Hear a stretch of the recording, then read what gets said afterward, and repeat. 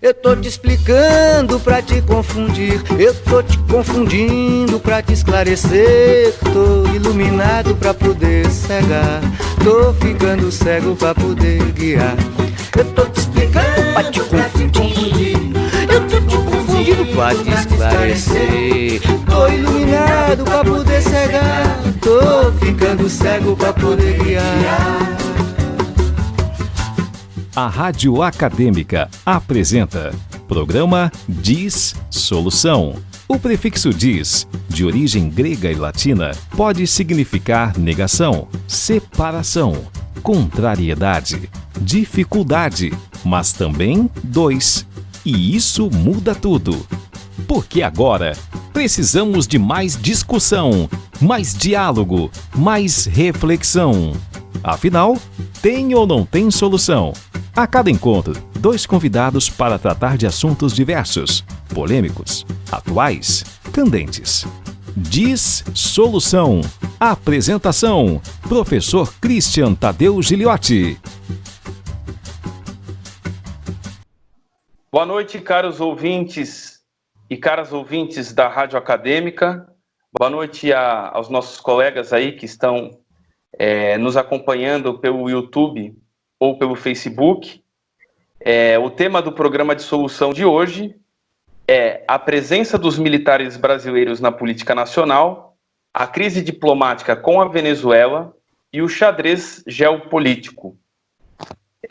Desde já, quero agradecer os 2 convidados que toparam conversar sobre esses assuntos tão complexos, né? E que circulam muito pouco para o grande público. Quero, então, saudar o professor Leandro e o professor Sandro, tá? Muito boa noite, a vocês. Eu vou apresentar a formação deles para que vocês aí que estão acompanhando a gente valorizem a nossa instituição, né? Observem a formação diversificada que os nossos docentes têm. Esses 2 professores têm uma excelente formação e vocês vão perceber isso ao longo do programa. Vou começar pelo Leandro, professor Leandro José Clemente Gonçalves. Ele é mestre e doutor em História e Cultura Política pela Unesp Franca, com pesquisas no campo da História Militar e Teoria da Guerra. Membro do Grupo de Estudos de Defesa e Segurança Internacional, o GETS, e professor do Instituto Federal Campus Votuporanga desde 2015, sendo que atua aí como professor desde 1994. Já o professor Sandro é o professor Sandro Heleno Moraes Zarpelão, que é bacharel em Direito pela Universidade Estadual de Londrina, licenciado em História também pela Universidade Estadual de Londrina. Ele é mestre em História Política e Movimentos Sociais pela Universidade Estadual de Maringá, doutorando em História Econômica pela USP. O Sandro ele pesquisa a história da política externa dos Estados Unidos e do Brasil, tecnologia militar e cobertura midiática sobre as guerras.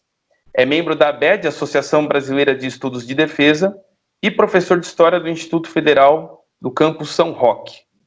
Então, como vocês puderam observar, estamos com 2 professores aí que estudam esses assuntos. Isso é muito bom para nós, né? Isso nos traz aí uma perspectiva que não é meramente baseada em opinião, que é baseada em estudo, né?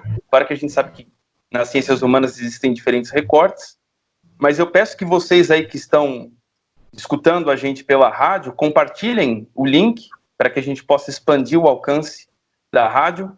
Quem está acompanhando pelo Facebook, curta o canal, curta a nossa programação aqui. E quem está no YouTube também curta e, sobretudo, se inscreva.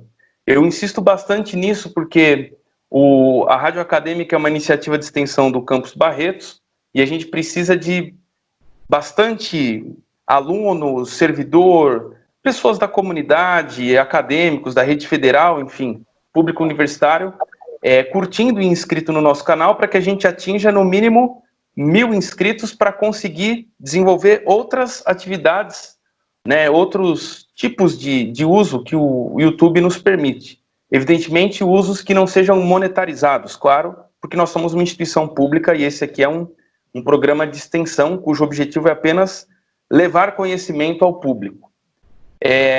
Como vocês sabem, né, caro Leandro e caro Sandro, nós estamos num momento de muita turbulência. As notícias em relação à pandemia são terríveis, né? Há estudos que apontam que talvez o Brasil já tenha atingido algo em torno de mais de 100 mil, uns dizem até 1 milhão de pessoas que já tiveram contato com o Covid, e evidentemente o número de mortes, a gente sabe que há uma grande dificuldade até o momento de identificar as causas, então há uma subnotificação, né?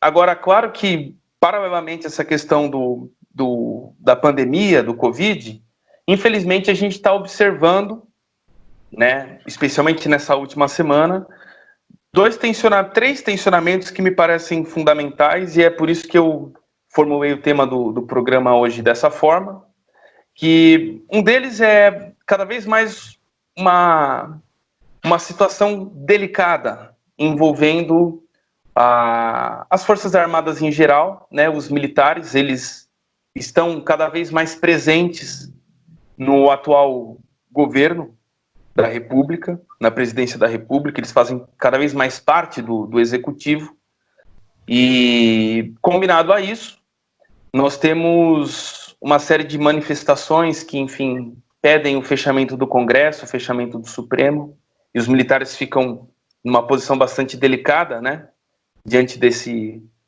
quadro. Manifestações pequenas, né, diga-se de passagem, é importante afirmar isso, porque a grande maioria da população está respeitando o isolamento social, pelo menos no que se refere a essas questões das manifestações, né, é só esse grupo bem específico que está saindo. Mas se soma a isso um problema grave, né, que vem ocorrendo na relação diplomática Brasil-Venezuela.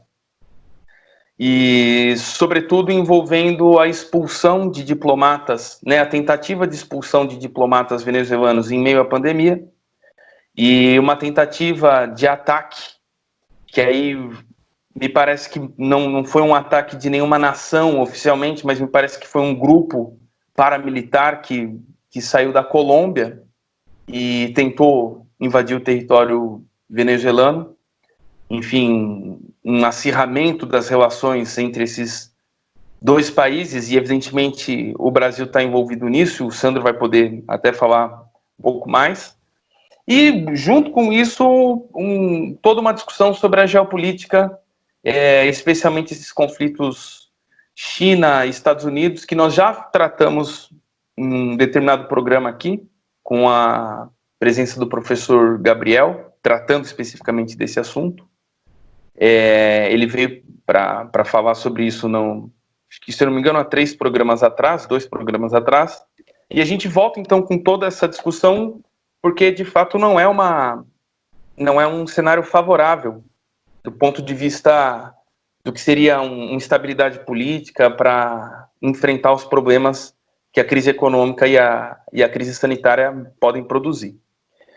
Então eu vou pedir primeiro para o Leandro ele começar, né, nesse primeiro bloco, ele falar um pouco, a partir dos estudos, do conhecimento que ele tem sobre Forças Armadas, tanto do ponto de vista histórico, mas também das posições que as Forças Armadas podem defender e o papel que ela pode desempenhar nesse momento presente, para ele fazer uma primeira explanação sobre isso, né? Sobre o que é essa presença dos militares no Brasil, inseridos na política nacional, tanto hoje quanto no passado. Por favor, Leandro. Bom, boa noite, Christian. Boa noite, meu querido amigo Sandro.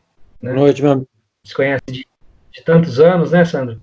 Das pesquisas aí, pelas andanças pelo mundo da pesquisa militar, da história militar, da teoria da guerra, da tecnologia militar, né? A gente já se conhece desde antes de entrar para o quadro de servidores públicos do Instituto Federal de São Paulo. Né? Verdade. E é um prazer enorme reencontrá-lo. Prazer, Então, Christian, assim, falar de militares no Brasil hoje implica em reconhecer assim, uma característica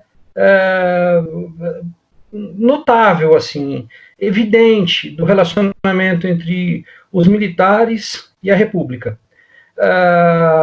O Exército, em especial, ele se comporta como se ele fosse o pai da República, né? Há uma ação, uma atitude de tutelagem da nossa República. Isso desde 1889, quando esses mesmos militares, o Exército, né, quando o Exército instituiu a República por meio de um golpe, né, que hoje a gente chama no Brasil de Proclamação da República, mas o mais correto, historicamente falando, seria chamá-lo de Golpe da República, né? É o golpe que derrubou a monarquia brasileira, destronou Dom Pedro II e instituiu o governo republicano, né? Muitos pesquisadores, inclusive, reconhecem nesse momento uma presença marcante, uma presença forte, poderosa mesmo, da filosofia do positivismo no meio militar brasileiro, mas outros pesquisadores apontam que só o positivismo é suficiente para explicar esse republicanismo dos nossos militares lá em 1889. Né? Bom, como eu estava dizendo, essa peculiaridade, essa característica da nossa república que é marcante, essa tutela militar, ela se arrasta desde então e continua viva ainda hoje, né? Continua bastante ativa. Não que não tenham ocorrido golpes antes de 89, mas esses golpes eram civis. Por exemplo, o golpe da maioridade, né, que alçou Dom Pedro II ao trono em 1840, antes que ele tivesse a idade mínima para isso. Né? Esse foi um golpe civil, foi um golpe parlamentar. Né? Não envolveu as Forças Armadas da época, né, que em 1840 eram três, né? Era o Exército, a Marinha e uma Força Armada Civil, que é a Guarda Nacional, que foi extinta em 1918, né?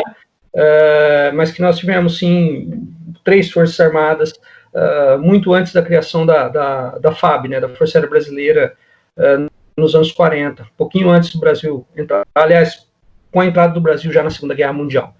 Enfim, o Exército Brasileiro, a oficialidade do Exército Brasileiro, entende que a República é sua cria.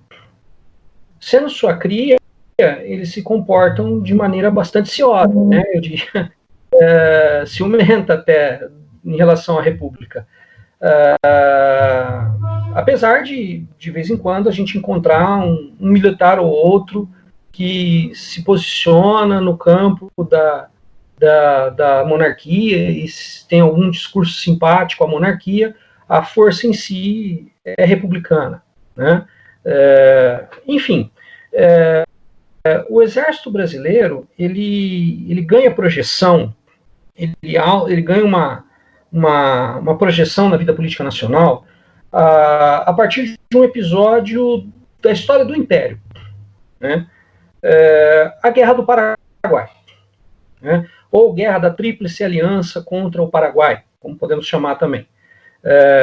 Enfim, a Guerra do Paraguai exigiu um esforço monumental da parte do governo imperial. Por quê? Por vários motivos. Foi uma guerra prolongada, né? A priori, inclusive, imaginava-se que ela seria breve, né? A nossa imprensa, os políticos da monarquia, né? O Partido Liberal, o Partido Conservador, a Liga Progressista, que existia na época,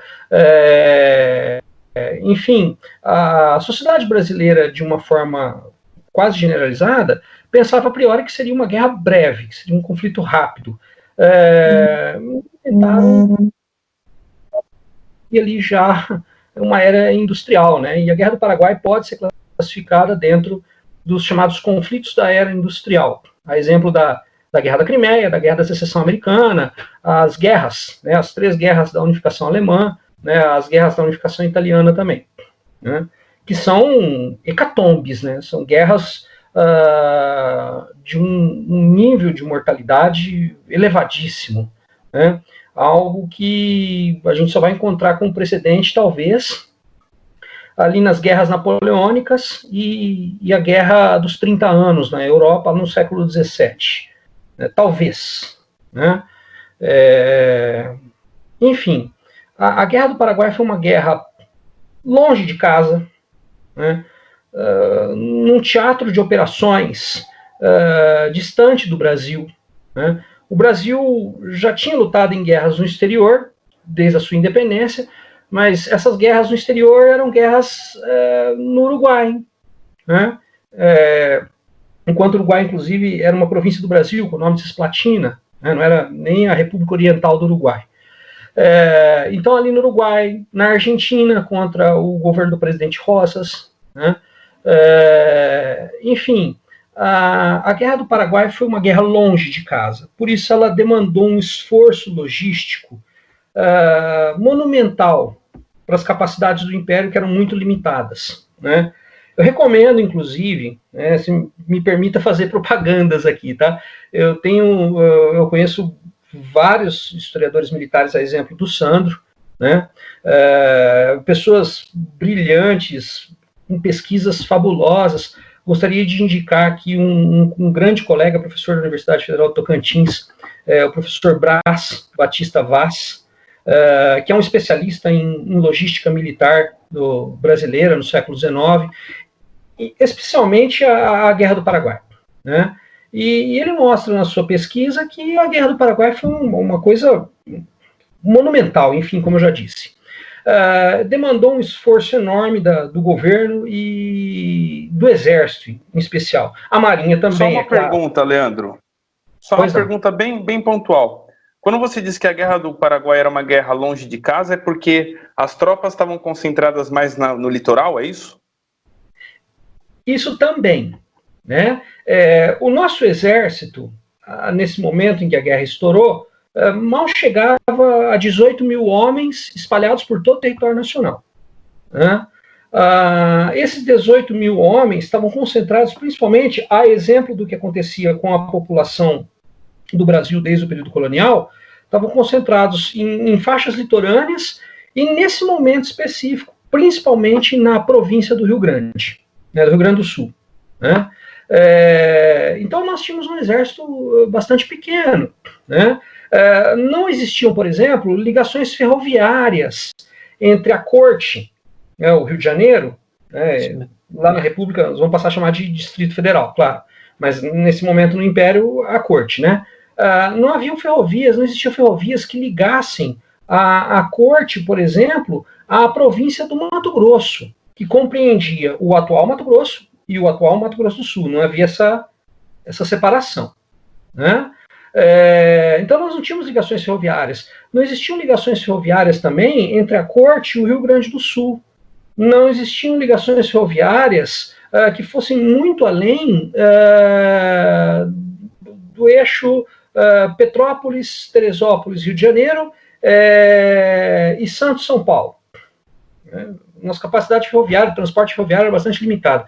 Então, por exemplo, para que o resto do Brasil se conectasse rapidamente a era preciso navegar pelo Cone Sul, né, entrar pela Bacia Platina e subir os rios Paraná, Paraguai, até chegar a localidades como, por exemplo, Corumbá ou Cuiabá. Né? Então, a ligação por terra era bastante limitada.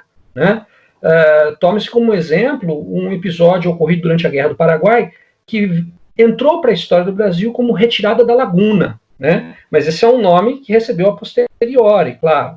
Né? A princípio, os militares que organizaram era uma expedição militar para atacar o Paraguai pelo norte, enquanto a maior parte das forças imperiais argentinas e uruguaias, que eram nossos aliados, atacavam o Paraguai pelo sul. né? Então era uma ação diversionária. O que seria uma ação diversionária? É para você fazer o inimigo divergir a sua atenção, o inimigo tirar o foco daquilo que é importante, né? Então era uma expedição para ameaçar o norte do Paraguai. Assim o governo paraguaio supostamente retiraria tropas do sul para socorrer a região norte e enfraqueceria as suas posições no sul do país, facilitando o trabalho das forças da Tríplice Aliança na guerra. Mas não deu certo.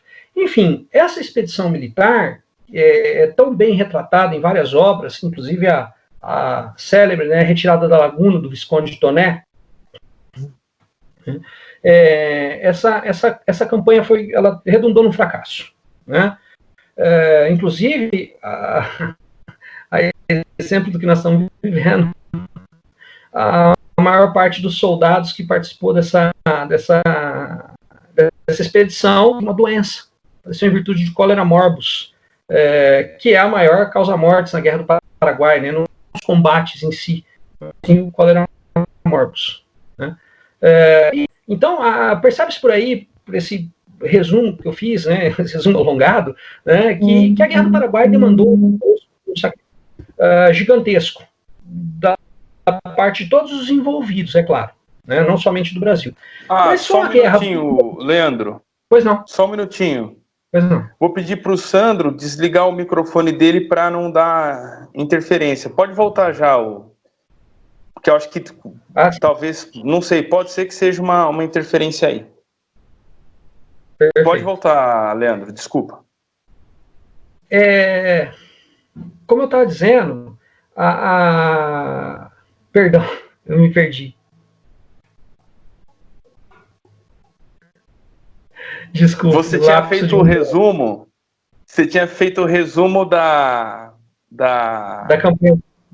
Da campanha que envolveu a Guerra do Paraguai, isso, extraindo dali uma espécie de formação da identidade militar, né? Perfeito, perdão. É a idade, viu, gente?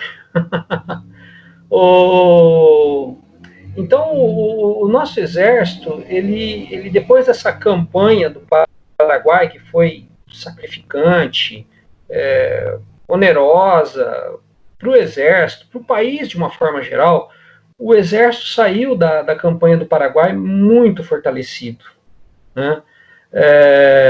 O exército saiu da campanha do Paraguai muito respeitado, né?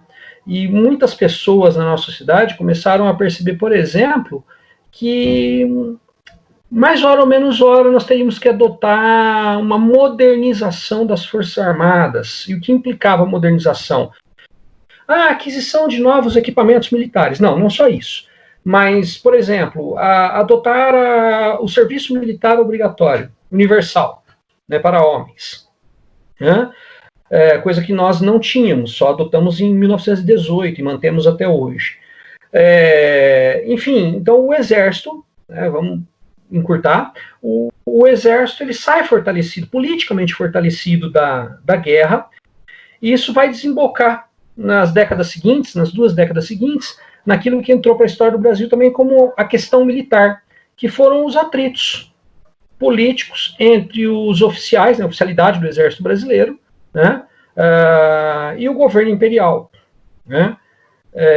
Essa questão militar é um dos fatores que vai, inclusive, depois alimentar a derrubada do governo imperial e a sua substituição pelo governo da República. Bom, isso em 1889. A partir de 1889, aí a gente assiste a uma tutelagem constante dos militares sobre a nossa República, na história da nossa República. Nós vamos observar, a partir de 89, uma sequência grande de envolvimento dos nossos militares com a política nacional, e interferência mesmo, assumindo o controle da política, né? A gente fazer assim, brevemente, assim, de memória, que momentos os nossos militares interviram. Por exemplo, ali nos anos 20, acontecem revoltas armadas, revoltas militares dentro do Exército Brasileiro contra os governos oligárquicos, né? Essas revoltas que entraram para a nossa história como revoltas tenentistas, E por que dessa denominação? Por conta da presença marcante de militares de baixa patente, né? A maioria dos oficiais envolvidos nas revoltas tenentistas eram oficiais de baixa patente, ou seja, tenentes e capitães. Nenhuma dessas revoltas tenentistas, digamos assim, alcançou o seu propósito de derrubar o governo, ou um governo específico, mas elas abalaram bastante os governos da República Oligárquica ali de 1922 até 1930. Né? Em 1930, com muito apoio desses militares tenentistas, é que Getúlio Vargas, por exemplo, conseguiu chegar ao poder, né, na chamada Revolução de 30, que o Luiz Carlos Prestes, por exemplo, na época um oficial de prestígio, mas ex-oficial, né, do Exército, porque se envolveu numa dessas revoltas, né, a célebre coluna Prestes, Miguel Costa, o Luiz Carlos Prestes, nessa época, em 30, não era mais oficial do Exército, já estava ligado, inclusive, ao Partido Comunista, e o Prestes, ele foi, inclusive, chegou a ser cogitado pela liderança do movimento que alçou Getúlio Vargas ao poder, a ser convidado para liderar a revolta armada que colocou Vargas no poder. Né? Mas tudo isso foi descartado por conta do seu comunismo. Né? E o Prestes não se atrelaria ao Getúlio, né? não nesse momento, pelo menos. Né? Então, ali em 30, a gente vê os militares ajudando Vargas a chegar ao poder. Depois, de 30 a 45, a gente vai ver os militares ajudando Vargas a se preservar no poder, a estabilizar esse mesmo poder. Por exemplo, em alguns momentos, né, na proclamação da Constituição de 1934, depois no golpe do Estado Novo, em 1937, que manteve o Vargas no poder e deu ao Vargas mais poderes ainda, né, um alto golpe, né, para quem acha que isso é uma bobagem, que isso não existe, já aconteceu na história do Brasil. Em 1937, né? Quem fala que autogolpe é mentira é porque não conhece a história o brasileiro que fala isso não conhece a história do próprio Brasil, né? Autogolpes existem em vários lugares do mundo, não somente no Brasil, a gente poderia lembrar de vários. Depois, parece paradoxal, mas não é. Em 1945, os militares ajudaram a derrubar o mesmo Vargas que eles colocaram no poder e reforçaram, né, o seu poder. Ajudaram a derrubar o Vargas em 45, reimplantar a democracia, né, um golpe democrático, um golpe em prol da democracia liberal burguesa. Né. Depois, em 1955, nós temos uma nova ação militar, né, para muitos o chamado golpe da legalidade. Foi o golpe que garantiu o respeito a um processo eleitoral que foi a vitória, que levou à vitória do Juscelino Kubitschek, né? Um golpe comandado pelo, então, Marechal Henrique Teixeira Lott, né? Porque alguns militares e empresários não queriam a posse do JK, e uma coisa interessante, chegaram a usar ali em 55, 56, para mobilizar a opinião pública, mobilizar a população, a vontade popular contra o JK, chegaram a classificar o JK de comunista, né, algo que mobilizava bastante sensibilidades. Lembrar que em 55 a gente está vivendo a Guerra Fria, né, e há uma paranoia, há um medo do comunismo que também pode ser notável no caso do Brasil. Né. Então tem esse golpe para preservar a democracia, para manter essa democracia liberal burguesa em 55. Depois, em 61, há uma tentativa de golpe, né, que, ali na renúncia do Jânio Quadros, a tentativa de alguns militares em impedir a posse do vice-presidente, o João Goulart. Né. Essa tentativa também foi frustrada por um movimento de resistência liderado pelo cunhado do João Goulart, o então governador do Rio Grande do Sul, Leonel Brizola, e o comandante do Comando Militar do Sul, né? Agora, me perdoem, acho que é General Machado, né, Sandro? Eu não vou lembrar, infelizmente, mas creio que seja Machado o sobrenome dele, que era o então comandante militar do Sul, e junto com o Leonel Brizola, impediu esse golpe e garantiu a posse do João Goulart. 3 anos depois, o famoso golpe de 64, né? Não tem que usar meios termos, não. A revolução não seria revolução, não. Categorizar pelo que é. golpe militar de 1964. Eu não gosto de meias palavras, não gosto de achismo, não. Então, o golpe de 64, que derrubou João Goulart, e aí sim instituiu a ditadura militar brasileira, eu não vou chamar de o regime militar, o regime civil militar, né? Civil quem?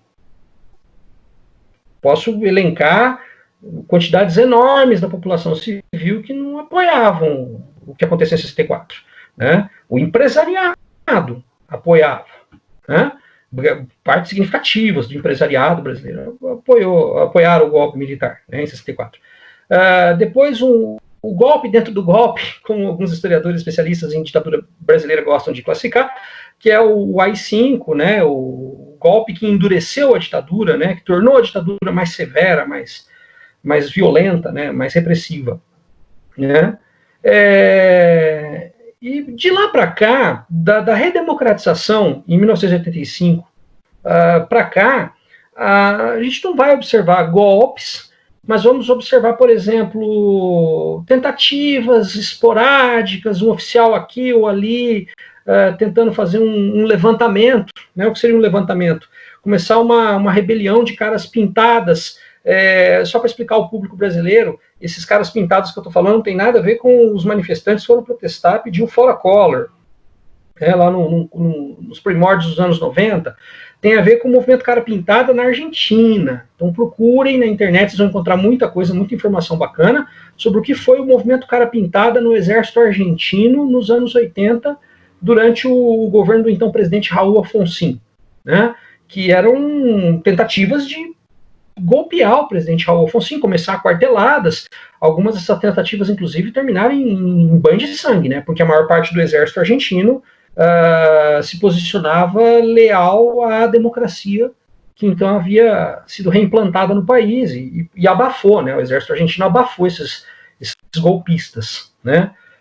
Creio até que por isso, eu não sou especialista em ditadura na Argentina, conheço muito pouco, mas eu creio, inclusive, do pouco que eu sei, que esse seja um dos fatores que contribuiu bastante para levar militares argentinos ao banco de réus, a partir desse momento, né, militares acusados de crimes contra a humanidade, como tortura, estupro, assassinato, ocultação de cadáver, enfim, vários outros crimes, né? O fato do exército argentino ter respaldado a democracia, ter apoiado a democracia naquele país, foi uma das coisas, foi um dos garantidores desse processo depois contra esses militares golpistas.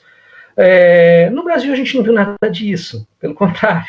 No Brasil, a partir de 1979, com a promulgação da lei da anistia, o que se observa vou usar um termo que meus alunos gostam, é um processo de passar pano, né? Passa-se um pano, né? Apagam-se violações, apagam-se crimes. Mas os crimes foram dos dois lados, né? Guerrilheiros cometeram crimes, praças e oficiais do exército foram mortos por guerrilheiros em atentados, em ações guerrilheiras, né? Foram, é verdade, isso é inegável, né? Só que muitas dessas pessoas foram presas, foram torturadas, eliminadas, ou tiveram seus cadáveres ocultados, as suas famílias que não tinham nada a ver com isso foram impedidas até de celebrar a morte, né? Passar pela situação do seu luto, né? Sepultar esses parentes. Mas, enfim, não houve punição no Brasil para crimes cometidos pela ditadura por conta da nossa lei de anistia, né? Mas de lá para cá, 79 para cá, o que a gente assiste, assim, é um estremecimento na nossa república, de 85 para cá, toda vez que um general se posiciona e se manifesta, ou um oficial qualquer, não precisa necessariamente ser um general, se manifesta insatisfeito com algo que algum governo civil tenha feito que ele julgue ser errado, né?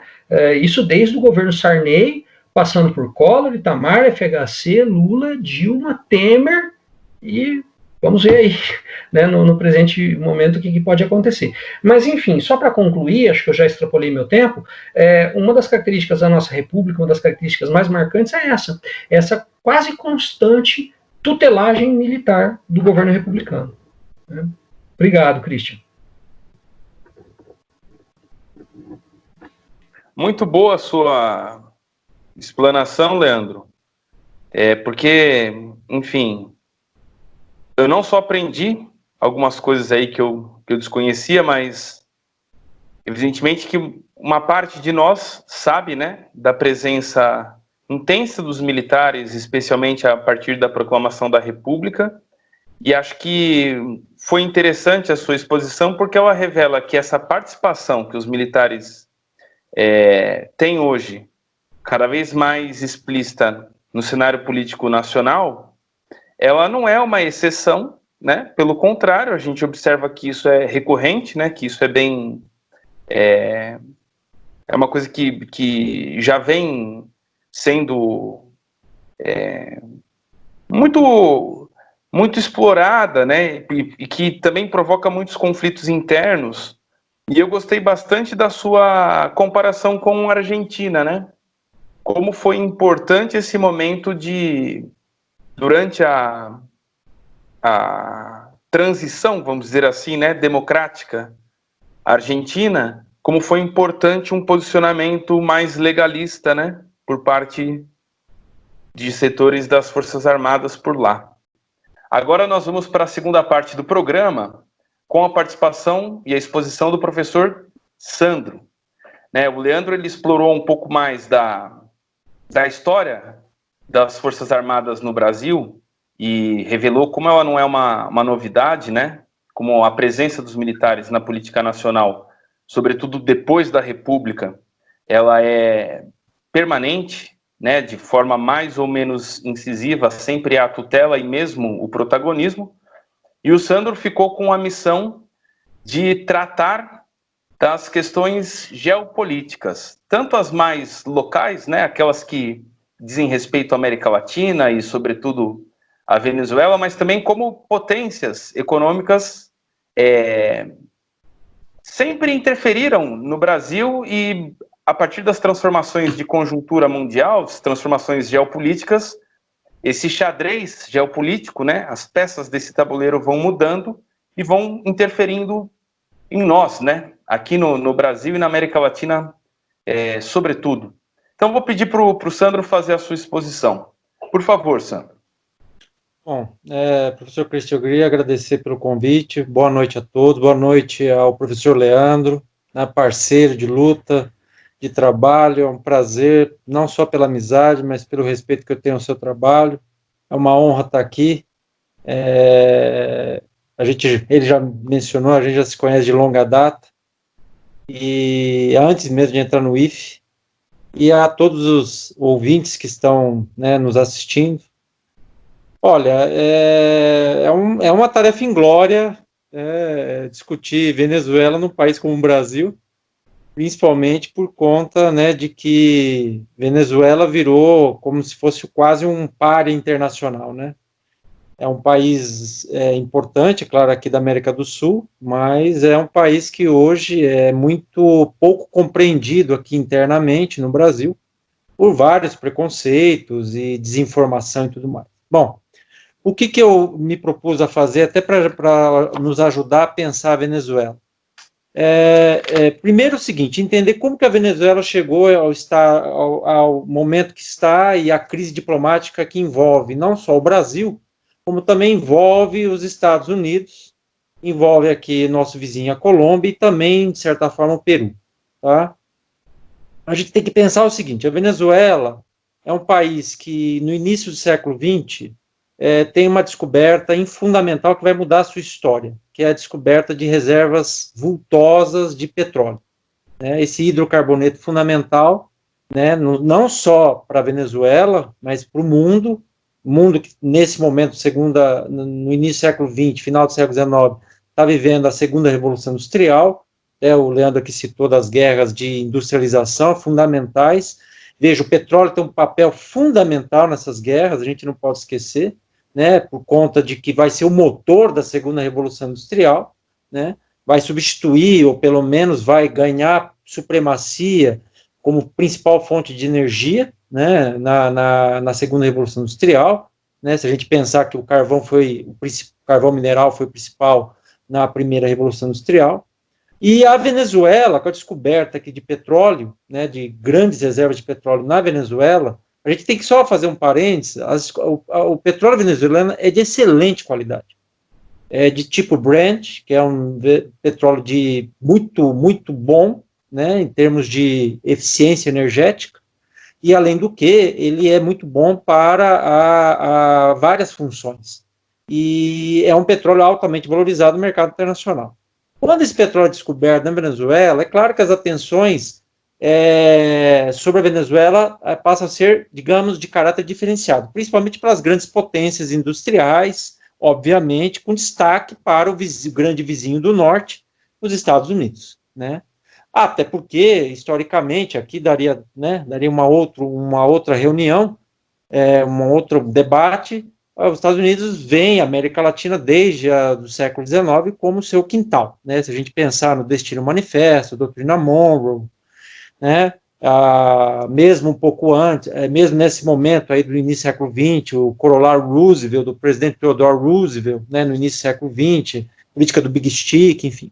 Bom, e aí a Venezuela, ela tem um papel muito importante nisso. Acontece que a Venezuela, à medida que o petróleo vai ganhando importância na área internacional, o petróleo também vai ganhando importância na economia venezuelana. Ao ponto que, se você, por exemplo, chegar na década de 1900, durante a Guerra Fria, a Venezuela ela é posicionada do lado, digamos, estadunidense, mas a gente não pode esquecer que a Venezuela ela também vai ser mais ou menos atingida pela instabilidade política dos seus vizinhos, né? Durante a Guerra Fria, os Estados Unidos, e existem hoje documentos que mostram o envolvimento dos Estados Unidos em vários golpes de Estado, né? O Leandro citou muito bem aqui o golpe de 64, eu também sou que nem ele, eu acho que as coisas têm que ser ditas como elas são. É golpe militar de 64, né? Então, não vamos dourar a pílula. Ou o golpe, por exemplo, que nós tivemos no Chile em 1973 contra o Allende, que levou à ascensão do Pinochet ao poder. Ou seja, toda essa instabilidade política criada durante a Guerra Fria e patrocinada direta ou indiretamente pela CIA e pela Casa Branca, ela foi importante também se a gente pensar no petróleo. Por quê? Porque a gente não pode esquecer que a Venezuela, a gente nunca pode esquecer da ligação petróleo e Venezuela. O petróleo tem um papel inexorável na economia venezuelana.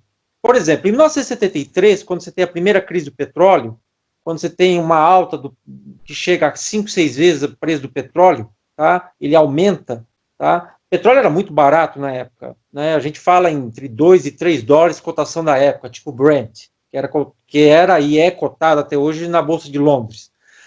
O petróleo chegou em curto espaço de tempo, por causa da ação da OPEP, não só, mas principalmente, a um preço a mais de 12 dólares. Está falando aí de um aumento exponencial que vai atingir os países produtores, beneficamente, óbvio, e em termos negativos, os países importadores. E aí você está falando dos países da Europa Ocidental, dos próprios Estados Unidos, que na época estava se tornando país importador. Estados Unidos, até o final da década de 60, era um país exportador de petróleo. Olha para você ver como as coisas vão mudando. E o Brasil, né? O Brasil também. E a Venezuela se beneficiou muito. A Venezuela tem uma expansão econômica muito grande nos anos 70. E, curiosamente, inclusive num governo de um presidente chamado Carlos Andrés Pérez. E é bom anotar esse nome, porque esse nome vai voltar depois. Tá?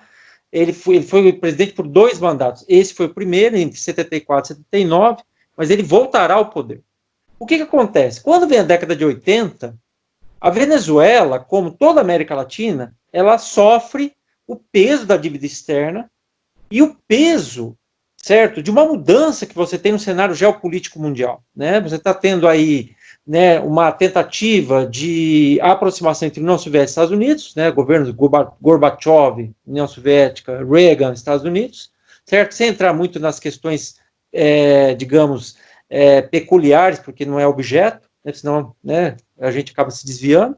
Mas o importante é que nesse cenário de reaproximação entre União Soviética e Estados Unidos, certo, você vai tendo um processo de redemocratização que o Leandro bem lembrou, da Argentina, aqui no Brasil, no Chile, certo, cada um com as suas peculiaridades. E na Venezuela é interessante que, veja, nos anos 80, logo após a segunda crise do petróleo, a Venezuela mergulha num processo de crise econômica lento que vai se acelerar no final da década de 80. E é quando você tem o consenso de Washington, né, e a adoção pela América Latina de princípios neoliberais, né. Cartilha do FMI, como a gente, receituário, como, né, a gente costuma ouvir pela mídia, né. É um receituário em que você tem privatizações, você tem adoção de políticas neoliberais, políticas de regulamentação da economia, enfim, uma série de preceitos neoliberais da Escola de Chicago, por exemplo, inclusive que o senhor Guedes é oriundo, tá? E é importante lembrar que a Venezuela é duramente atingida. Por quê? Porque o preço do petróleo está em queda. E eu, por exemplo, pesquiso no meu doutorado na USP, Guerra do Golfo. E a Guerra do Golfo é uma guerra muito particular, porque ao invés do preço do petróleo aumentar, né, para quem não se lembra, foi a guerra entre Iraque, que invadiu o Kuwait, e os Estados Unidos, e mais 33 países, é uma aliança, uma coalizão de 34 países, certo? Isso em 91. Ao final da guerra, o preço do petróleo, durante o final da guerra, o preço do petróleo não aumenta, ele diminui. E a Venezuela é duramente atingida. E nesse momento, quem está no poder? Novamente o presidente Carlos Andrés Pérez. E o presidente Carlos Andrés Pérez adota uma série de preceitos neoliberais. E isso não acontece só com o presidente venezuelano Pérez. Acontece com o Menem na Argentina, acontece com o Collor no Brasil, certo? Acontece no México, certo? Com o Carlos Salinas de Gortari, e aí vai uma série de presidentes de caráter, digamos, mais à direita e de cunho neoliberal. Bom, no caso da Venezuela, é importante lembrar que os militares também têm um papel importante ali na política venezuelana. Tanto é que em 92 você tem uma série uma tentativa de quartelada, de golpe militar, certo? Engendrado contra o Carlos Andrés Pérez, tá? Essa tentativa de golpe é liderada por quem? Um homem que será muito importante no futuro próximo da Venezuela, que chamava-se Hugo Chávez. O Chávez, o coronel Hugo Chávez, ele tem um papel importante, por quê? Porque ele tenta um golpe, ele é preso depois, julgado, não só ele, como os líderes também do golpe, mas em 93 o Carlos Andrés Pérez se torna o primeiro presidente da América Latina na época a sofrer um processo de, quer dizer, o segundo, perdão, primeiro foi o Collor, o segundo a se tornar, a sofrer um processo de impeachment. E é uma tática usada ali que vai ser cada vez mais ampliada, que hoje a gente chama de lawfare, né, a guerra jurídica, né, que é uma tentativa que os Estados Unidos, principalmente, faz de desestabilização de governos, não mais agora por golpes clássicos de Estado, né, golpes militares, como o Leandro bem citou, mas por golpes aí de caráter político, institucional, midiático, jurídico, né, com uma roupagem constitucional. Então, a gente pode pensar, claro, aí no caso da Venezuela e do Pérez e no Collor aqui no Brasil, não estou dizendo que não foi justo ou não, jurídico ou não, ou legítimo ou não. Estou dizendo que vai ser uma prática que vai se tornar cada vez mais recorrente. Só que a Venezuela, ela vai se aprofundar na década de 90 nos preceitos neoliberais e a agitação social na Venezuela é intensa. É um país muito pobre, tá, em termos de desigualdade social, como a América Latina como um todo, e é um país que, pra você ter uma ideia, chega a 90%, na época, e até hoje é assim, de dependência nas exportações do petróleo. Ou seja, se você pensar de cada 100 dólares que entrava na Venezuela na década de 90, mais ou menos 90, 80, 90 dólares vinha do petróleo. E hoje, e não mudou esse cenário. A dependência da Venezuela é muito grande. A Venezuela é muito dependente do petróleo, e o petróleo para a Venezuela é um problema, porque traz riqueza e traz, ao mesmo tempo, a atenção de potências externas, como os Estados Unidos, e também traz uma alta dependência. Bom, em 98, o Chávez é solto, tá? Sem entrar aqui no cenário interno venezuelano, que tem uma discussão sobre isso, mas para a gente fazer um en passant, e em 99 ele é eleito, ele sai como presidente, candidato a presidente e é eleito. Em 99, ele começa o que ele vai chamar depois de Revolução Bolivariana, que tem preceito, que tem algumas bases. A Revolução Bolivariana não é objeto aqui, mas é importante a gente lembrar alguns itens. Por exemplo, a Revolução Bolivariana, que é liderada por ele, tem um caráter nacionalista, bolivarianista e socialista. Tá? Esse socialismo não é de início, ele vai sendo aplicado e a revolução vai aos poucos adotando princípios socialistas, mas nacionalismo, sim, já é de cara. E é óbvio que isso vai levar a Venezuela a se afastar da órbita de influência estadunidense e, claro, tentar ter um caminho alternativo. Naquele momento, que se a gente pensar, o que os autores de relações internacionais chamam de unimultipolarismo, que é o quê? A ideia de uma potência hegemônica que sobrou, que são os Estados Unidos, dentro de uma órbita de um mundo que a União Soviética não existe mais, isso na época da década de 1990. Bom, o que acontece? O próprio Chávez vai sofrer uma tentativa de golpe de Estado, ele vai ser eleito, só para nós termos uma ideia, 4 vezes, tá? A Venezuela vai ter mais de uma constituição, ele vai recorrer a uma série de plebiscitos, inclusive, é uma prática de democracia direta que a Venezuela vai ter durante o chavismo, mas o importante é que ele vai fazer uma série de políticas sociais que vão ganhar o apoio do povo, ao mesmo tempo tentar diminuir a desigualdade social interna, mas o chavismo cometeu alguns erros. Um deles, por exemplo, é a manutenção das suas exportações aos Estados Unidos de petróleo. É interessante observar que os Estados Unidos bradam, mas até hoje um dos grandes compradores de petróleo, se não o maior comprador de petróleo da Venezuela é, por incrível que pareça, os Estados Unidos. Até hoje é assim, certo? Com todas as sanções e bloqueio econômico que os Estados Unidos têm em relação à Venezuela. Bom, ainda tenho tempo, né? Tentando fazer uma análise assim sobre o chavismo, a gente tem que se lembrar uma coisa muito importante, tá? A Venezuela, ela vai, por conta desse distanciamento da órbita de influência dos Estados Unidos, ela vai se aproximando da Rússia. Por quê? Porque a gente tem que lembrar que a Rússia está voltando aos poucos ao cenário geopolítico mundial, principalmente após os atentados de 11 de setembro de 2001.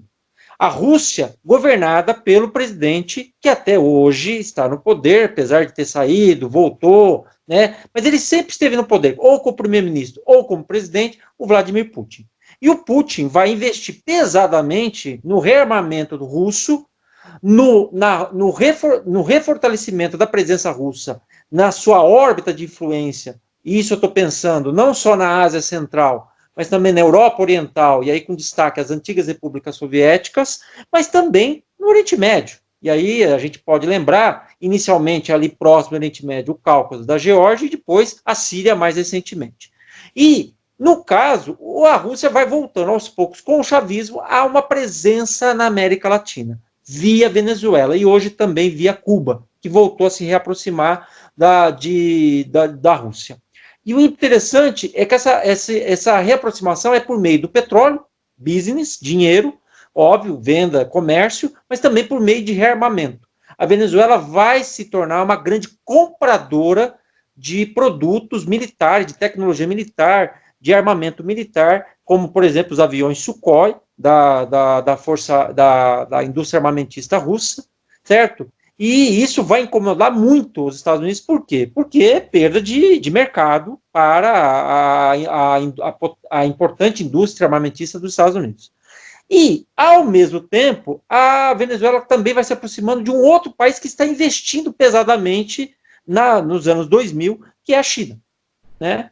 Que a China vai, aos poucos, tornando um grande parceiro de vários países latino-americanos, como o Brasil. Hoje o Brasil, o maior parceiro comercial do Brasil é a China, sabidamente, certo? Ultrapassou a União Europeia, ultrapassou o Mercosul, ultrapassou, por exemplo, os Estados Unidos, e hoje, veja, a China tem investimentos em infraestrutura, investimentos em produção de energia, recursos minerais, não só no Brasil, como na Argentina, como no Peru, como na Bolívia e também como na Venezuela. E isso vai incomodando profundamente os Estados Unidos. Só que o que acontece? Você tem a guerra do Iraque em 2003, isso impacta, é claro, a política externa dos Estados Unidos, tá? Principalmente do governo Bush, filho, né, George Walker Bush, o republicano. A gente não pode esquecer também que a Venezuela ainda é um governo do Chávez, o Chávez vai se perpetuando no poder, né, de forma democrática.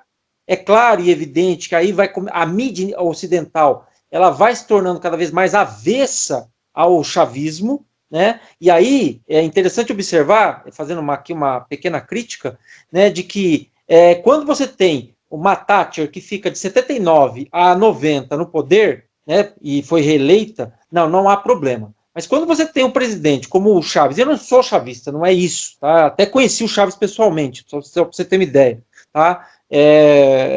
Digamos assim, em 2003, quando ele, logo depois que ele sofre um golpe de Estado. Mas voltando, quando você tem um governo que se diz popular, que se diz socialista, que se diz nacionalista, que se perpetua no poder de forma democrática, não, aí já não é democracia, aí é ditadura.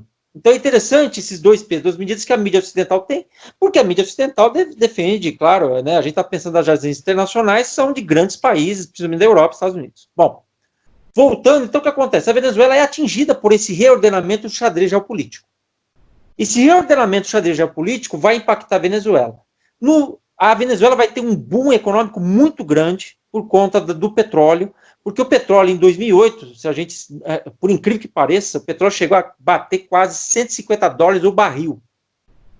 E isso vai beneficiar a Venezuela? Claro, porque a Venezuela é dependente do petróleo.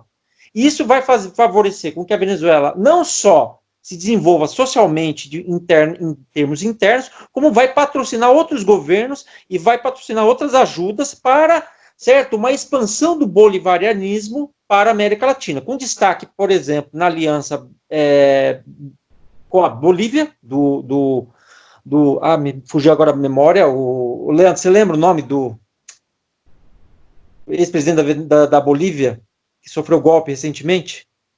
Evo Morales. Evo Morales, obrigado. Deu branco agora, perdão. E o que acontece? E também a Nicarágua, e também uma aproximação com Cuba. Bom, o que eu estou querendo dizer? Só que, veja, nosso governo, ele tem uma relação muito boa com a Venezuela. E mais interessante é o seguinte, historicamente, o governo brasileiro, ele sempre, pelo menos nos últimos 20 anos, mas isso é uma tradição da democracia brasileira e da política externa brasileira, inclusive nos militares, ele sempre foi mediador, pautado pelo respeito às fronteiras, pelo respeito ao direito internacional, pelo respeito aos princípios, certo, engendrados na Carta da ONU de 48, e isso vai ser visto tanto em governos como do PSDB, do Fernando Henrique Cardoso, tá, se a gente não se esquecer, como do Lula.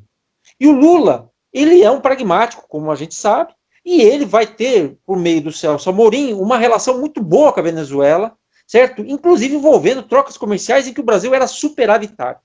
Bom, isso vai fazer com que a Venezuela entre no Mercosul, só que a partir dos anos 2010, a situação muda completamente. Você tem a crise de 2008 que impacta inicialmente, né, os Estados Unidos, que é o centro da crise, e depois a Europa, e aqui a América Latina depois. E aí você vai ter uma queda, aos poucos, mas uma queda lenta do preço do barril do petróleo, que vai se estabilizar isso por volta de 2013, 2014, em $50, $60. Isso vai prejudicar muito a Venezuela. E a Venezuela não soube aproveitar, e aí tem várias críticas, a gente pode fazer o chavismo, mas não é só culpa do chavismo, é culpa da elite venezuelana, que é uma elite extremamente, certo, medíocre, egoísta, tá, autoritária, historicamente autoritária, que teve o poder nas mãos durante muitas décadas na Venezuela e não fizeram a industrialização da Venezuela, e o chavismo também não fez. Isso a gente pode fazer uma crítica ao chavismo. O que aconteceu com a Venezuela? A Venezuela perde o time ali das commodities e o que acontece? Você tem nos anos 2010 uma situação muito complicada. Por quê? Porque você vai ter, certo, uma crise do modelo bolivarianista, tá? Por conta da queda dos preços do barril de petróleo. Você vai ter problemas técnicos e problemas também de caixa e problemas também de modernização da PDVSA, que é a estatal venezuelana de petróleo. Você também vai ter, digamos assim, um endurecimento dos Estados Unidos em relação à Venezuela, lembrando que os Estados Unidos vai se tornando cada vez menos dependente do petróleo venezuelano, certo? Por quê? Porque os Estados Unidos passa a produzir algo novo, certo? A partir de 2006, 2007, 2008, ainda no governo Bush, depois do governo Obama, que é o petróleo de xisto. Isso é uma revolução na área de hidrocarboneto, e vai fazer com que os Estados Unidos tenham o quê? Os Estados Unidos vai ter cada vez mais uma busca pela autossuficiência de petróleo que eles tiveram até os anos 1960, tá? Do século XX. E aí nós temos uma situação muito delicada, porque a Venezuela ela vai cada vez mais se enfraquecendo em termos geopolíticos e os Estados Unidos vai cercando a Venezuela e vai patrocinando uma série de instabilidades políticas, que os Estados Unidos é primoroso nisso, certo? Por meio não mais de golpes clássicos, mas por meio de lawfare. Se a gente quiser lembrar, isso vai acontecer com a Dilma em 2016, 2015, 2016, né? E aí tem o lavajatismo, que eu não vou entrar aqui na discussão, certo? Nós temos, por exemplo, a instabilidade política no Paraguai, também leva a um impeachment super rápido, certo? Do presidente Lugo, ex-presidente Lugo. Nós temos também agora, recentemente, na Bolívia, tá? Então nós temos uma série de instabilidades políticas que são criadas, tá? E isso faz com que o cenário político latino-americano, principalmente sul-americano, mas em geral latino-americano, que era muito mais voltado à esquerda, progressista, de governos progressistas, de Cristina Kirchner, Lula, certo? Ou partir agora para governos mais à direita, seja por meios democráticos ou pseudo-democráticos, por meio do lawfare. E nesse sentido a Venezuela vai ficando isolada. Se a gente observar, a Venezuela vai ficando cada vez mais isolada. E a gente não pode esquecer que mesmo nesse período de progressismo na América Latina até os anos 2010, meados dos anos 2010, nós temos que lembrar uma coisa muito importante, que é o quê? Que é o fato de que a Colômbia, ela é um braço, para muitos autores e historiadores, dos interesses dos Estados Unidos aqui por conta da guerra ao narcotráfico, certo? E os governos colombianos, eles têm se tornado cada vez mais hostis à Venezuela, e a Venezuela acaba respondendo a isso. E aí, acho que já estou, né? Acho que o tempo já deve estar no limite. Não sei como que está o tempo. Não, dá para falar mais uns 3, 4 minutinhos aí. Beleza, então já estou fechando já. Então o que acontece? Em relação a isso, o que nós temos que lembrar? Aí nós temos que lembrar o seguinte: o Brasil, quando tem o golpe 2016, né? Para mim, golpe, certo? Foi um golpe político, um golpe jurídico, um golpe midiático, certo? Feito por meio do parlamento brasileiro travestido de impeachment, certo? Você tem o quê? Você tem um endurecimento do Brasil em relação à Venezuela. E o Brasil deixa de ser cada vez mais um mediador dos conflitos internos entre a elite venezuelana e os ouvintes não se iludam. A elite, a oposição venezuelana é extremamente golpista e autoritária. Vídeo que aconteceu em 2002 com o Chávez, quando ela tenta dar um golpe de Estado e não consegue, certo? Por muito pouco ela não consegue, tá? E o Maduro, certo? Que cada vez mais tem muitos erros internos, não vou entrar aqui na discussão, só que o Maduro, ele foi eleito. Ele é um governo legítimo. Ele foi eleito e depois reeleito. Então, veja, a gente pode ter críticas ao Maduro? Sim, podemos ter críticas, é nosso papel. Só que o Maduro é um governo legítimo. E o que acontece? O Brasil entra, ainda no governo Michel Temer, numa jogada, certo? Em estranhamentos com a Venezuela, que vai levar, inclusive, à suspensão da Venezuela do Mercosul. Isso é um ponto importante de inflexão. Por quê? Porque quando isso acontece, a Venezuela, ela vai o quê? Ela vai se distanciando do Brasil, tá? Na época era o ministro José Serra das Relações Exteriores, depois vai ser sucedido pelo Luiz Nunes, mas esses dois chanceleres, eles têm um tratamento em relação à Venezuela muito duro. Só que a Venezuela é um grande parceiro comercial do Brasil e do Mercosul como um todo. E depois disso, o que acontece? O que acontece? A Venezuela acaba expulsando o nosso embaixador. Nós não temos embaixador até hoje na Venezuela, só para vocês terem uma ideia.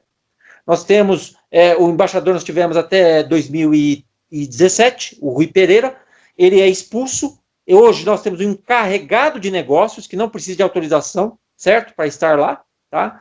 Por parte do governo venezuelano. E, veja, nós temos uma situação que é muito delicada. Por quê? Porque a Venezuela hoje, ela, nesse ínterim de 2017 para cá, o relacionamento vai se tornando cada vez mais delicado e há um acirramento dos ânimos entre a oposição venezuelana, que vai levar a uma coisa sui generis, que é uma coisa absurda, que é, no ano passado, o Juan Guaidó, que é o presidente da Assembleia Nacional Venezuelana, parlamento venezuelano, ser autoproclamado, melhor dizendo, ser autonomeado, ele se autonomeou presidente, certo, venezuelano. Não tem legitimidade nenhuma pelo povo venezuelano, mas é apoiado por dezenas e dezenas de países, inclusive o Brasil, já no governo Bolsonaro, e os Estados Unidos do Trump, certo? E nesse sentido, há uma relação muito hostil, e por conta dessa situação, nós tivemos a expulsão de diplomata, a retirada de diplomatas brasileiros da Venezuela, e o Brasil, em resposta, expulsou os diplomatas venezuelanos, só que sofreu a intervenção do judiciário por meio do STF, que manteve os diplomatas aqui da missão venezuelana diplomática na Embaixada da Venezuela. A situação entre Brasil e Venezuela é muito tensa, porque, para fechar minha fala, há uma desconfiança muito grande dessa aproximação entre Brasil, Colômbia e Estados Unidos em relação à Venezuela, para desestabilizar de uma forma definitiva o Nicolás Maduro, e até, por que não, usar o Brasil como ponta, né, para uma intervenção militar na Venezuela, né, que seria um desastre do ponto de vista militar, certo, para o Brasil e para a diplomacia brasileira e para a imagem do Brasil, que já está extremamente arranhada pelos acontecimentos dos últimos 4, 5 anos. Entendeu?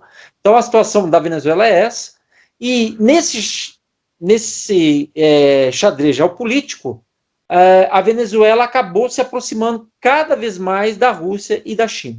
A gente não pode esquecer, tá? Eu não posso esquecer disso, por favor, professor, mas eu não posso esquecer mesmo, é o seguinte: a gente tem uma relação hoje muito tensa entre, de um lado, os Estados Unidos do Trump, e do outro lado, a China-Rússia. A China e a Rússia se aproximaram por interesses convergentes para formar um polo, certo?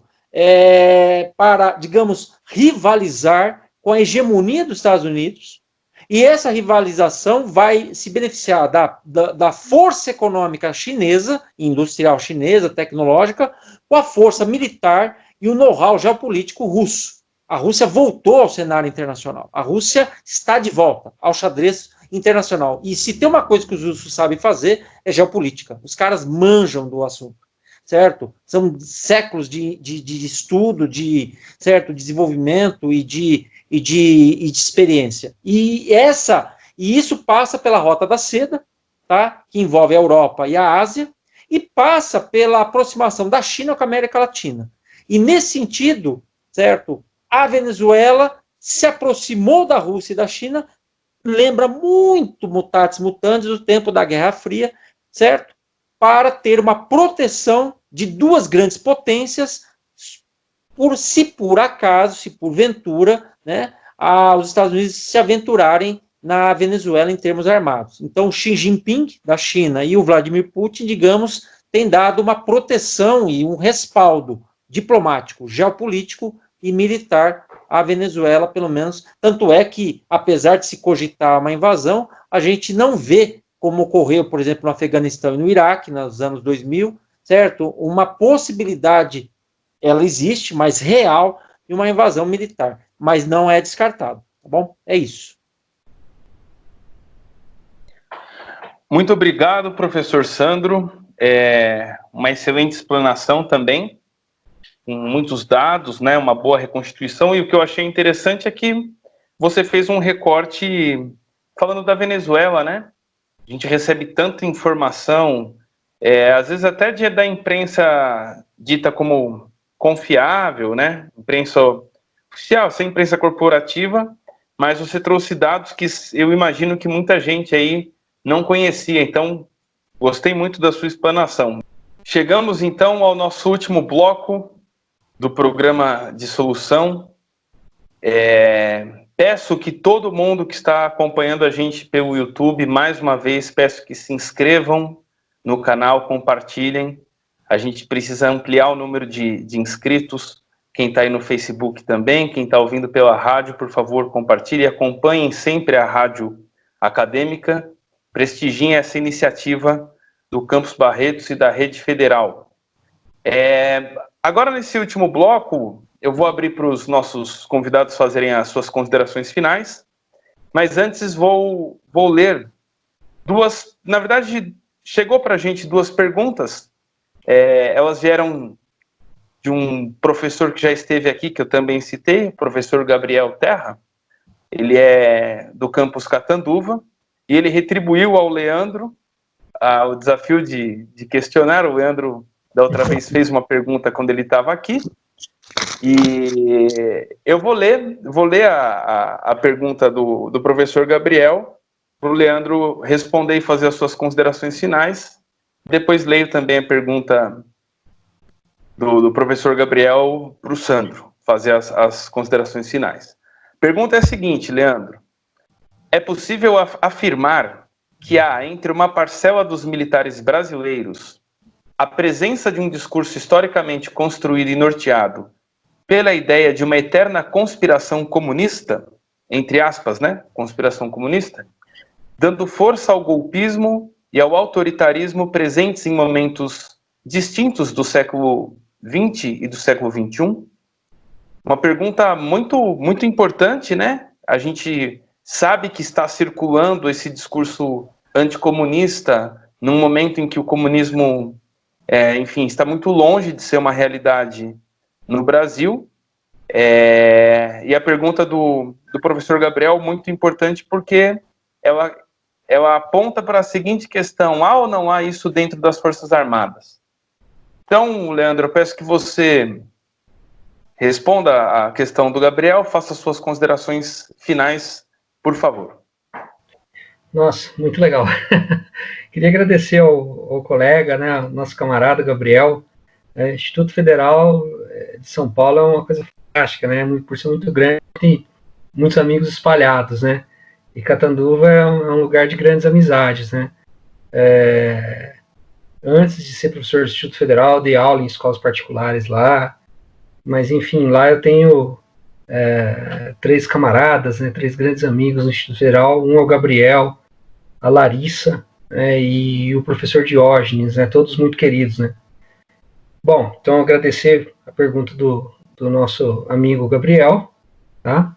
E dizer o seguinte, Gabriel, olha, eu não diria que essa paranoia existe só no meio militar, né? A coisa é muito maior e pior do que a gente imagina. É uma paranoia disseminada na sociedade brasileira. Mas a gente consegue identificar na história o ponto em que isso começa, né, essa paranoia anticomunista. É lá no ano de 1935, né? Porque a primeira e única tentativa de revolução comunista no Brasil, a tentativa de revolta armada, começou na caserna, né? Perdão, não que começou na caserna, mas teve um eco na caserna, né? Que é a tentativa de revolução de 1935, que doravante o exército brasileiro, os historiadores ligados ao exército, classificaram como intentona comunista, né? E ali começa essa onda anticomunista, essa paranoia anticomunista, né? É preciso lembrar, por exemplo, de um episódio, pouco tempo depois, ali no final do ano de 37, né, conhecido como Plano Cohen, né, que o historiador Hélio Silva, falecido já há muito tempo, o historiador Hélio Silva, tem um livro genial chamado O Plano Cohen, né, sobre o que foi esse episódio. E assim, foi uma gigantesca armação do governo Vargas para implantar no Brasil um pânico, um pavor de uma provável onda de atentados terroristas comunistas. Esse Plano Cohen seria um plano de ação militar supostamente escrito por uma liderança comunista estrangeira, radicada no Brasil, que projetava uma sequência gigante de atentados, uma onda gigante de atentados terroristas Brasil afora. Por exemplo, explodir escolas, explodir igrejas, explodir fábricas, cometer atentados contra autoridades, contra empresários, contra lideranças sindicais até, né?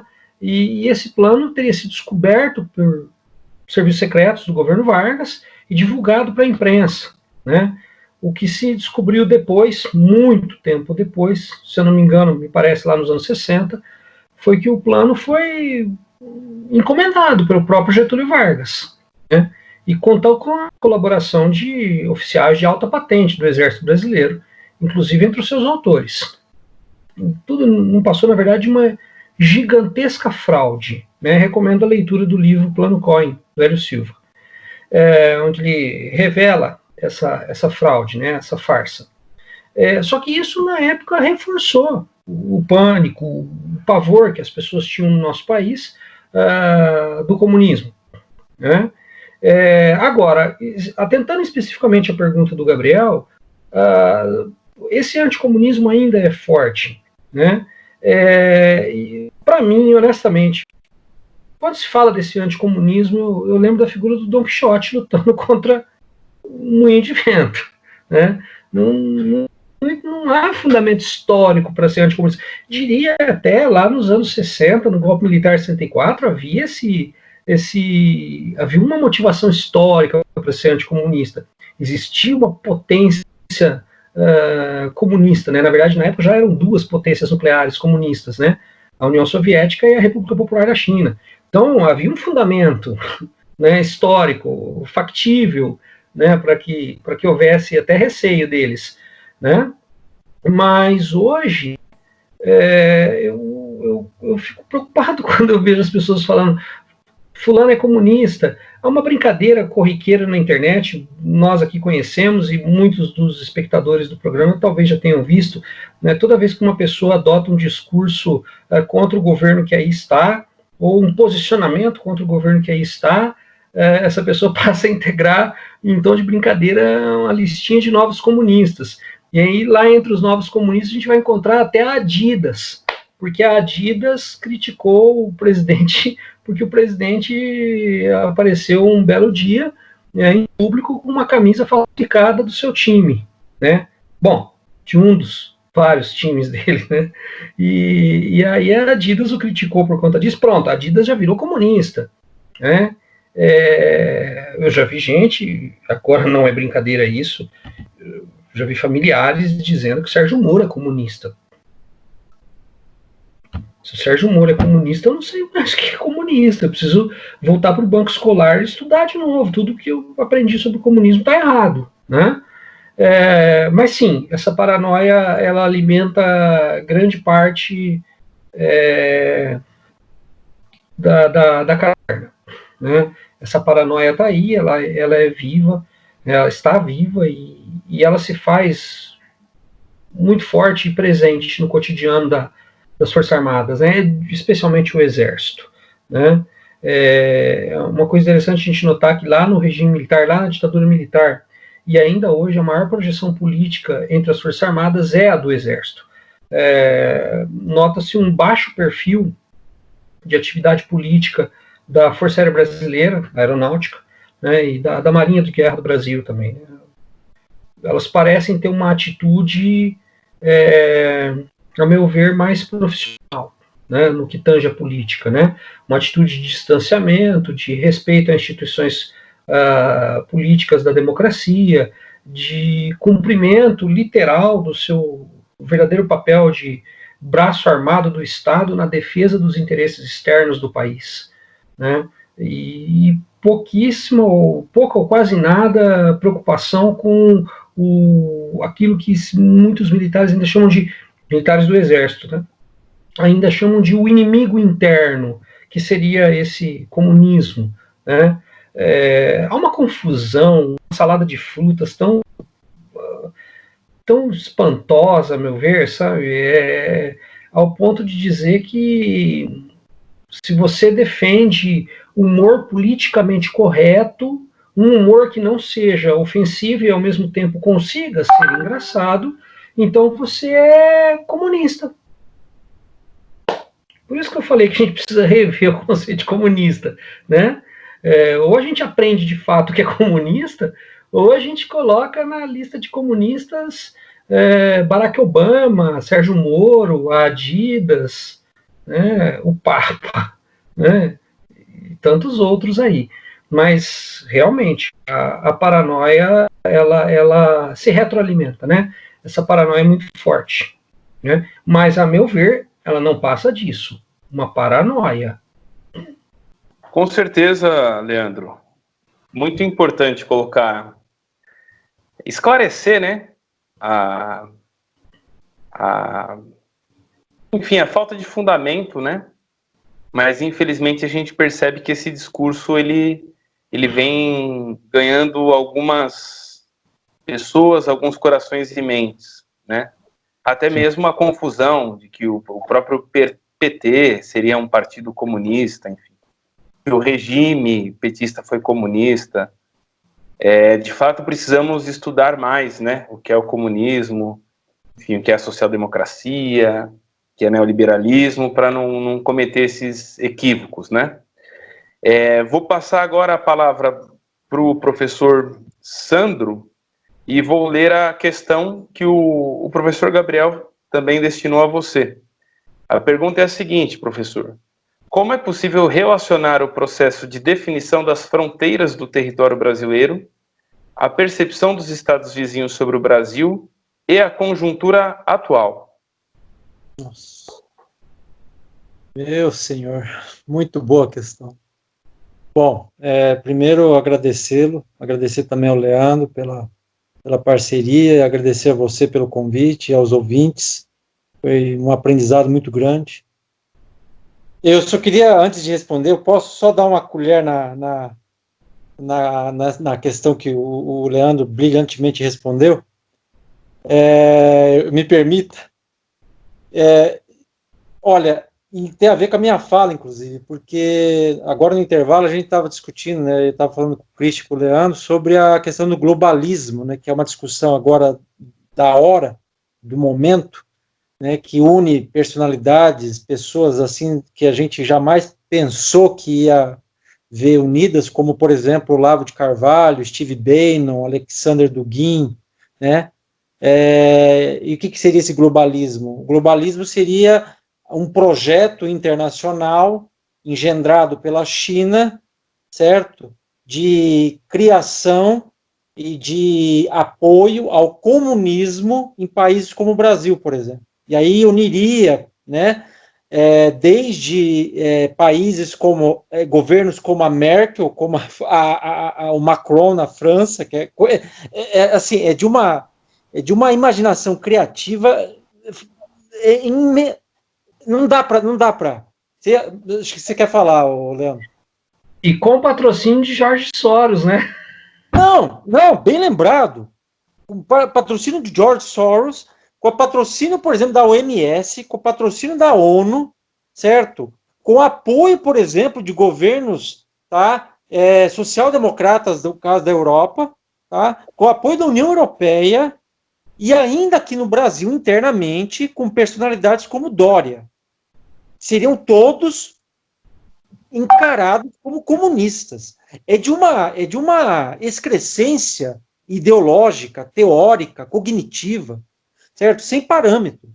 E esse globalismo seria o quê? Seria baseado na ideia de você ter um patrocínio, certo? Desse comunismo internacional, tá? Desse inimigo imaginário na cabeça das pessoas, que não tem, concordo, não tem nenhuma, não é algo factível, não é que o comunismo deixou de existir, mas ele não é uma ameaça hoje, né, como foi na Guerra Fria, por exemplo, ao mundo ocidental, tá? Não é hoje mais, né?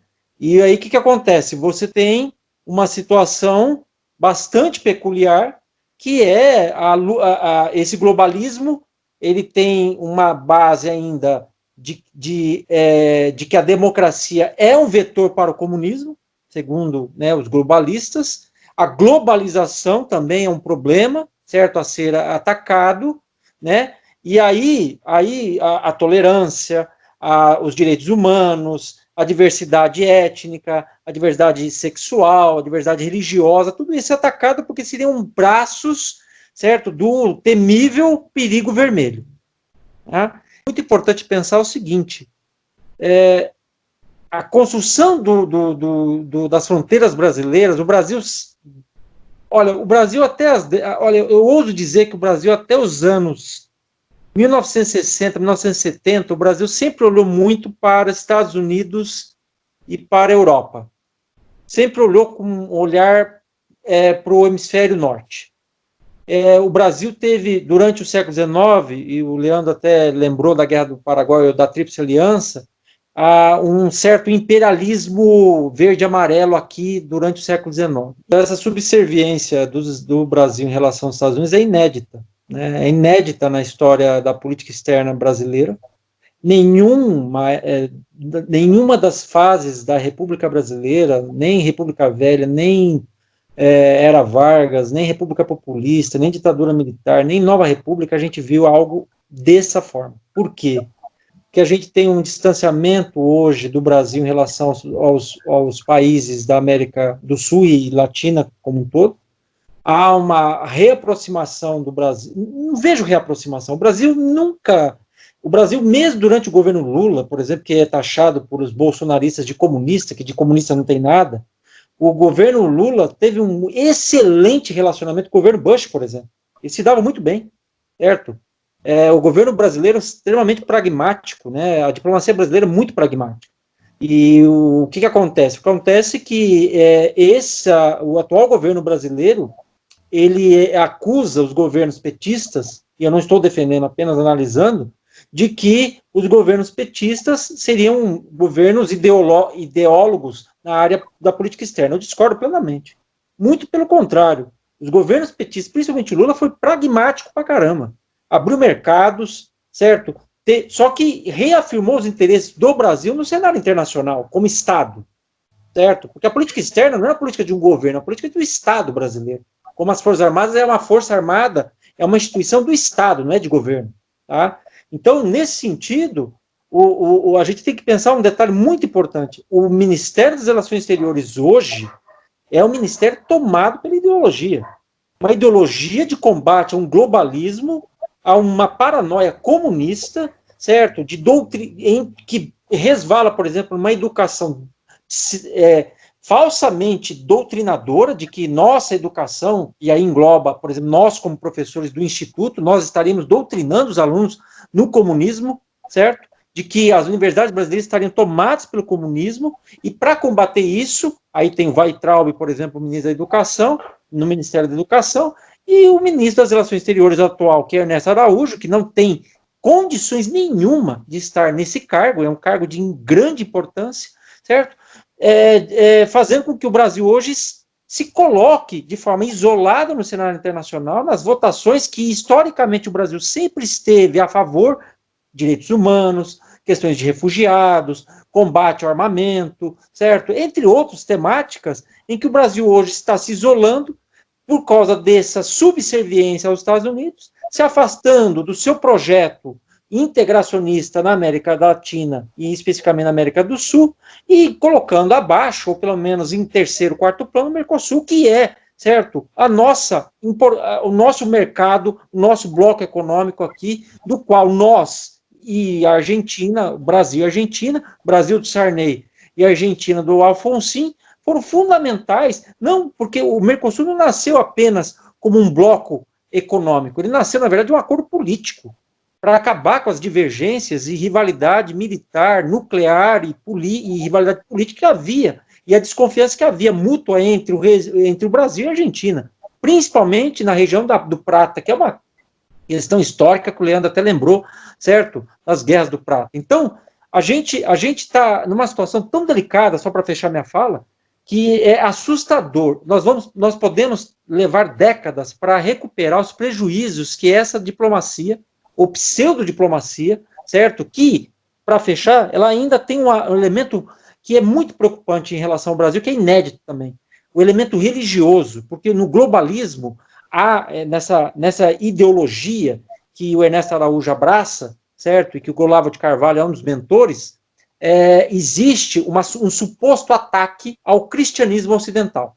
E aí, o governo Bolsonaro, que tem um viés fundamentalista cristão, certo? Que dialoga muito com setores fundamentalistas, tanto do neopentecostalismo do pentecostalismo e também do catolicismo pensando romano, pensando na renovação carismática, certo? O que acontece? Esse suposto ataque ao cristianismo faz com que haja uma defesa na política externa de temas religiosos, sendo que o Ernesto Araújo ou não estudou, ou ele realmente é ignorante no assunto, no sentido grego de não conhecer, por incrível que pareça, por ser um diplomata, dos tratados de Westfália de 1648, certo? Que finalizaram com a Guerra dos 30 Anos. Ele desconhece por completo o que aconteceu desde 1648 para cá. É um absurdo o que está acontecendo, é extremamente preocupante. Eu estou, assim, muito preocupado, porque nós estamos nos tornando não só isolados, como em alguns sentidos até pária internacional, entendeu? É isso. Muito obrigado, professor Sandro. Suas colocações aí finais são de fato bastante preocupantes, né? Essa mistura de discurso religioso e política de Estado, isso é um equívoco. As pessoas confundem liberdade de culto religioso, liberdade de crença, com um Estado e um cargo que representa o Estado mundialmente, e adotar uma perspectiva tão fundamentalista, né, e ligada a interesses que são muito distintos e que negam a própria trajetória do país, né? Trajetória da nossa diplomacia, toda a nossa história aí, que a gente pode depois fazer um novo programa para vocês retornarem e aprofundarem algumas questões, né? Toda essa história que nós tivemos de expansão territorial e todo o trabalho que foi feito para apaziguar, né, os conflitos que essa expansão territorial produziu e para unificar mercados, unificar sistemas cooperativos do ponto de vista econômico, político, tudo está indo por água abaixo. Agradeço então mais uma vez você, professor Sandro, também agradeço muito o professor Leandro. Vocês fizeram exposições brilhantes, com muito conteúdo. Espero que vocês estejam aqui em outras oportunidades. E eu vou mais uma vez pedir, pela última vez pedir para que vocês compartilhem, curtam o canal, se inscrevam, isso é muito importante. Boa noite a todos. Boa noite. Boa noite.